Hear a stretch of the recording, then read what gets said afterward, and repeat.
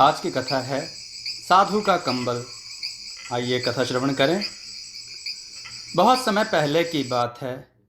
किसी राज्य में एक राजा राज करते थे। वे बहुत ही नेक और दया दिल थे। प्रजा उनके गुण गाए नहीं थकती थी। पर उनके बेटे कृपालु का स्वभाव विपरीत था। वह बहुत ही बिगड़ैल था। बचपन से ही राजा और रानी के लाड प्यार ने उसे इस कदर बिगाड़ दिया था कि वे भी अपने बेटे के कर्मों को देखकर अब पछताते थे। उसे समझाते पर वह सुनता नहीं था। लोग उसके कर्मों से परेशान थे, पर राज दरबार में जाकर शिकायत नहीं करते थे। एक दिन कृपालु सुबह उठकर नित्य क्रम से निपटकर भोजन करने के पश्चात अपने दोस्तों की टोली के साथ निकल पड़ा। वह और उसके दोस्त घोड़ों पर सवार थे। सभी राज्य से दूर जंगल में पहुंच गए। वहां एक सुंदर हिरण का पीछा करते हुए कृपालु अपने साथियों से बिछड़ गया। बहुत देर ढूंढने के पश्चात भी उसका कोई साथी उसे ना मिला। रात का अंधेरा धीरे धीरे गहराने लगा। जंगल में साए साए की आवाजें होने लगी। अपने घोड़े के साथ डरते हुए कृपालु महल लौटने के लिए चल पड़ा। अचानक किसी जानवर की आवाज़ से घोड़ा जोर से हिनहिनाया और अपने लगाम छुड़ाकर भाग गया। कृपालु ने थोड़ी दूर तक उसका पीछा किया, पर घोड़ा जाने किधर जाकर गुम हो गया। कृपालु मन ही मन सोचने लगा, अब तो किसी का भी सहारा नहीं रहा। किसी जानवर की नज़र अगर मुझ पर पड़ गई तो बेमौत मारा जाऊंगा। सभी दोस्त और घोड़ा भी गुम हो गए हैं। अब अकेले कैसे महल जाऊं? हे भगवान, तू ही कोई रास्ता दिखा। वह धीरे धीरे आगे बढ़ने लगा। जंगल में जानवरों की भयंकर गूंजती आवाज़ें उसे बेचैन कर रही थी। ठंड के दिन होने से तन में ठिठुरन हो रही थी, क्योंकि महल से जो कंबल वह लेकर चला था वह घोड़े पर ही रह गया था। ठिठुरते हुए आगे बढ़ा। धीरे धीरे अंधेरा गहरा गया और ठंड भी बढ़ गई। अंधेरे में कुछ सूझ नहीं रहा था। बहुत दूर एक जगह रोशनी देखकर कृपालु उधर ही बढ़ा। वहां पहुंचने पर उसने देखा मिट्टी की झोपड़ी बनी है। बड़ा सा कंदील जल रहा है। उसकी रोशनी दूर तक फैली हुई है। अंदर झांककर देखा, एक बाबा खाट रौंदे बैठे भगवान के भजन गा रहे हैं। आहट सुनकर उन्होंने पूछा, कौन है? कृपालु डरकर भागने लगा। वे बाहर आए और बोले, बेटे इधर आओ, मैं चोर डाकू या लुटेरा नहीं हूँ। बेधड़क होकर मेरे पास आओ। कृपालु उनके पास पहुँचा। वे उसे अंदर ले गए। उसे ठिठुरते देख उन्होंने अपना ओढ़ा कंबल उतार कर उसे दे दिया। कृपालु उन्हें कंबल वापस देते हुए बोला, बाबा, यह आप क्या कर रहे हैं? आपको ठंड लगेगी। बाबा हंसते हुए बोले, मुझे तो यहाँ बरसों हो गए हैं। ठंड से मुकाबला करने की शक्ति मुझ में है। और उन्होंने कंबल कृपालु को दे दिया। फिर उन्होंने पूछा, बेटे तुम कौन हो और यहाँ कैसे पहुँचे? कृपालु ने असली बात छुपा ली, क्योंकि उसे मालूम था कि अगर असली बात इन्हें मालूम हो गई तो ये मुझे धक्के देकर निकाल सकते हैं।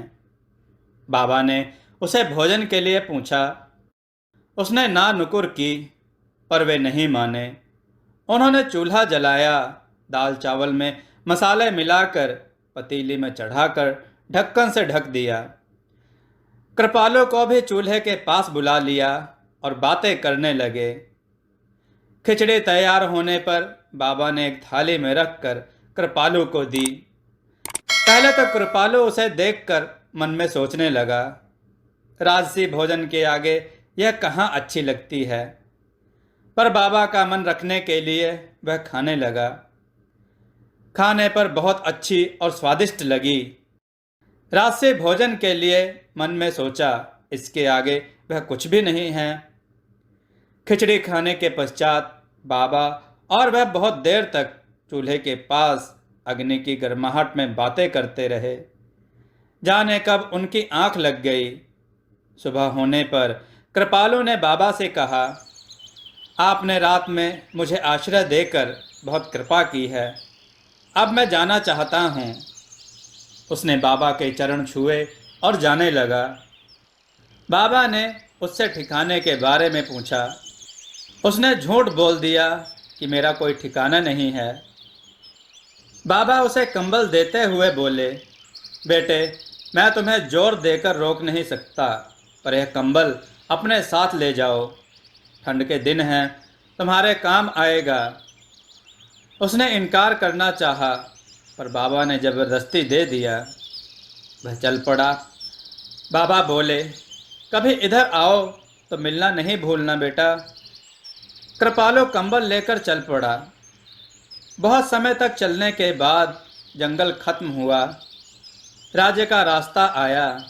उसने कंबल को फेंकना चाहा, पर उसकी अंतरात्मा ने जैसे उसे धिक्कारा कि उस बाबा ने अपनी फिक्र ना करते हुए तुम्हें अपना कंबल दिया और तुम हो कि इसे फेंकना चाहते हो। कृपालु कंबल लेकर महल पहुंचा। उसे देखकर राजा और रानी बहुत खुश हुए। उन्होंने उसे गले लगाया। रानी कृपालु से बोली, बेटे, रात से हम जाग रहे हैं। कल तेरे दोस्तों ने आकर सारी बात बतलाई, तब से हम बेचैन हैं। हमने जंगल में अपने आदमी भी भेजे थे, पर वे निराश ही लौटे। तब से हमें नींद नहीं आई है। बेटा चाहे कैसा भी हो, माता पिता के लिए तो वह आंखों का तारा ही रहता है। कृपालु भी रोते हुए बोला, माँ, तुम सच कह रही हो, आज मुझे समझ में आ गया है। उसके हाथ में कंबल देखकर राजा रानी ने कारण पूछा। उसने सारी बात बतलाई और बोला, बाबा के लिए गर्म कपड़े और ज़रूरत का सारा सामान पहुँचाएं, पर उन्हें मेरे बारे में कुछ न बताएं। राजा ने बाबा के पास सारा सामान पहुँचा दिया। उनके पूछने पर झूठ बोल दिया कि हमें आपके बारे में मालूम हुआ था, हमसे रहा नहीं गया और हमने सामान पहुंचा दिया। उस दिन के पश्चात कृपालु का स्वभाव ही बदल गया। वह राजकाज के काम में अपने पिता का हाथ बटाने लगा, बुरी संगत भी छोड़ दी। राजा और रानी समझ गए कि यह सब बाबा और बाबा द्वारा दिए गए कंबल का ही कमाल है। वे मन ही मन बाबा को दुआएं देते थे।